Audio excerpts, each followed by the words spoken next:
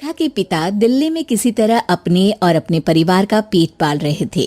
पर एक दिन अरे रमेश, तुम्हारी बेटी के तो समझो भाग्य ही खुल गए।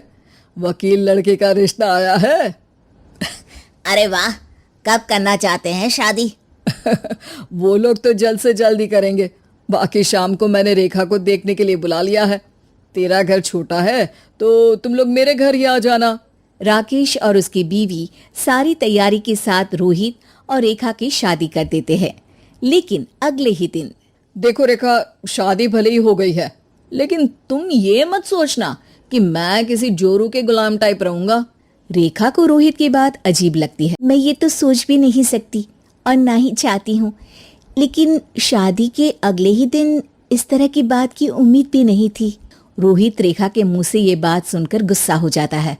अरे, काफी जबान भी चला लेती हो। माँ ने सिखाया नहीं कि पति से कैसे बात करते हैं? रेखा अब चुप रहने में ही भलाई समझती है। रेखा, जल्दी से नाश्ता तैयार कर लो।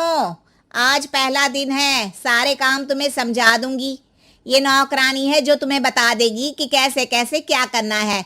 फिर इसकी कल से छुट्टी है। रेखा भी ससुराल में जी जान लगाकर काम करने लगती है। खाली समय मिलता तो पति के वकालत की किताब उठाकर पढ़ने लगती। ये क्या, जब देखो तब पढ़ती रहती है। अच्छा सुन, कल पिता के घर से 20,000 रुपये लेकर आना। मेरे छोटे बेटे की फीस भरनी है। लेकिन पापा क्यों भरेंगे उसकी फीस? अरे वाह जी वाह, पापा क्यों भरेंगे? तो ये बता, हम क्यों रखेंगे तुझे यहाँ? क्यों खाना देंगे फ्री में? अरे, क्योंकि मैं बहू हूँ इस घर की। तभी वहाँ रोहित आ जाता है। अरे वाह, बड़ी जबान चला रही हो। चुपचाप माँ जो कह रही है वैसा कर, वरना सामान उठा और जा अपनी झोपड़ी में। बेचारी रेखा क्या करती, पिता के घर जाती है, उनको सारा हाल बताती है। पिता भी जैसे तैसे पैसों का इंतजाम कर बेटी को ससुराल के लिए विदा करते हैं। देखा, अब कहाँ से आए पैसे? अरे बहुत माल है तुम लोगों के पास, बस सीधी उंगली से निकालते नहीं। नहीं नहीं माँ, पापा ने अपनी मोटरसाइकिल बेचकर पैसों का इंतजाम किया है। पता नहीं अब वो ऑफिस कैसे जाएंगे। अरे वाह भाई, ये भी हम सोचे। खैर, जैसे तैसे दिन बीतते हैं। रेखा जहाँ एक प्यारे से बेटे की माँ बनती है, तो वहीं उसका वकालत की किताब में ज्ञान और गहराता जाता है। हे भगवान, बुरे फंसे। ये केस तो लगता है कि मैं हार ही जाऊंगा। देखिए, मैंने आपकी इस केस की फाइल पढ़ी थी। इस केस को जीतना बहुत ही आसान है। वाह भाई वाह, यहाँ वकालत की डिग्री लेकर भी मैं समझ नहीं पा रहा हूँ, और तुमने रोटी बनाते बनाते ही केस समझ लिया। अरे जाओ जाओ, जाकर मुन्ने को संभालो। केस मैं संभालूंगा। ए लड़की सुन, जाकर अपने बाप के यहाँ से 3 लाख लेकर आ। पूरा घर फिर से बनाना है। छोटे की शादी करूंगी तो छोटी बहू को कहाँ रखूंगी? पूरा घर तो तूने घेर रखा है। ऐसा मत बोलिए माँ जी, पापा इतना पैसा कहाँ से लाएंगे? अब तो वो रिटायर भी हो गए हैं।